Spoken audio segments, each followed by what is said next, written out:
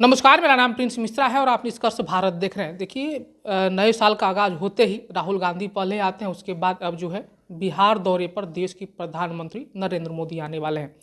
नरेंद्र मोदी के आने के बाद जो है कई तरह के जो है चर्चाएं होने लगी है। ऐसे में खास तौर पे जो है कृषि को लेकर जो है बढ़ावा देने के लिए जो है प्रधानमंत्री आ रहे हैं और कुछ ना कुछ किसानों के लिए जो है सौगात देंगे। इन्हीं सब तमाम मुद्दों को लेकर जो हम लोग सीधी बातचीत करेंगे। बिहार सरकार के मंत्री हैं हरीश सहनी। सर, क्या लग रहा है किसानों को जिस तरीके से उम्मीद थी एनडीए सरकार पर कि हमारी जो समस्याएं हैं वो सुनी जाएगी, देश के प्रधानमंत्री बिहार आ रहे हैं, क्या लग रहा है उनकी समस्याओं का निदान होगा? वार्ड मेंबर और मुखिया जी, सरपंच साहब कुछ किन्हीं को योजना देंगे तो उसी स्तर का होगा, और हमारे प्रधानमंत्री आ रहे हैं, वो आ रहे हैं तो देंगे तो उसी स्तर का होगा। छप्पर फाड़ के दीजिएगा आप लोग। अब अरे फाड़ के दिए नहीं तो पहले इस किसान को जितना नरेंद्र मोदी जी के कार्यकाल में भारतीय जनता पार्टी के कार्यकाल में मिला, क्या इससे पहले कांग्रेस के कार्यकाल में मिला क्या? नहीं। तो दिया भी है तो भारतीय जनता पार्टी के कार्यकाल में मिला है, नरेंद्र मोदी जी के कार्यकाल में मिला है, और मिलेगा भी तो नरेंद्र मोदी जी के कार्यकाल में मिलेगा। इसलिए आ रहे हैं तो निश्चित रूप से बिहार के किसानों के लिए बेहतर होगा, पूरा यकीन है, विश्वास। छोटा छोटा सवाल लेंगे सर। 2025 का चुनाव विधानसभा होना है बिहार में, क्या लगता है कि इस पर भी कुछ चर्चाएं की जा हो सकती है? क्योंकि इम्पैक्ट जो है नरेंद्र मोदी का अच्छा खासा भी है, उसको किस तरीके से देख रहे हैं? हमारे प्रधानमंत्री जाएंगे तो चर्चा की बात कर रहे हैं क्या? नहीं हम समझ पाए आपका प्रश्न। देश के प्रधानमंत्री भागलपुर पहुंचेंगे 2025 में, जो चुनाव होना है, आम सभा चुनाव जो होना है, उन चीज़ों को देखते हुए भी विपक्ष सवाल खड़ा कर सकती है कि जो चुनावी रणनीति को लेकर जो है प्रधानमंत्री आ रहे हैं अपनी रोटियां सेकने के लिए। अब बताइए,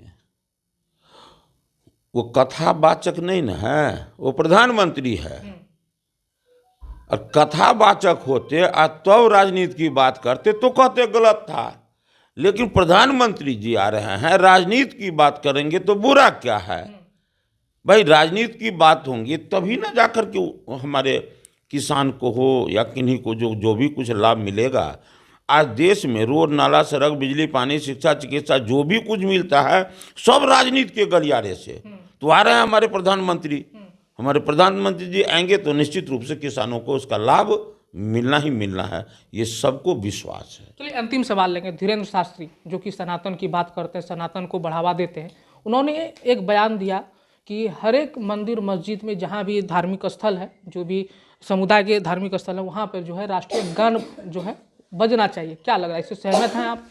जो बात हमसे पूछ रहे हैं तो मैं तो भारतीय हूँ, मुझे भारतीय होने पर गौरव है, तो मैं तो कहूँगा ही कि वो तो होना ही चाहिए। लेकिन जो लोग यदि नहीं कहे तो उनको जरा माइक लगा के पूछिएगा कि दुनिया में और कोई देश होगा जहां उसको अपने देश में अपने देश का राष्ट्रगान गाने में पर जो है परहेज होगा? दुनिया में कोई ऐसा देश होगा? नहीं। लेकिन भारत एक एकलौता देश है जहां के पॉलिटिशियन देश के विरुद्ध बोलकर भी राजनीति करना चाहते हैं, सत्ता में आना चाहते हैं, दुनिया में जाते हैं, वहां भारत को बदनाम करते हैं, और राष्ट्रगान की बात होती है उस पर भी राजनीति करना। ये तो स्वेच्छा से होना चाहिए कि चाहे हम कोई भी धर्म को अपनावे, लेकिन देश मेरा है, तो इसलिए राष्ट्रगान होने से किसी को परहेज नहीं होना चाहिए। यदि वो बोलते हैं तो आप समझ जाए जो दुनिया में नहीं हो रहा है वो चाह रहे हैं कि राष्ट्रगान नहीं होना चाहिए। वो कैसे लीडर है, इस बात का आप देश के चौथे स्तंभ है, ये जागरूकता बनाइए कि जो नेता कह रहे हैं कि ऐसा नहीं होना चाहिए उसका मंशा क्या है। इसलिए वो संत ऐसा बोल रहे हैं तो ये 100% राष्ट्र हित में है। ऐसे ही तमाम खबरों के लिए हमारे साथ बने रहिएगा, देखते रहिएगा निष्कर्ष भारत। तब तक के लिए धन्यवाद।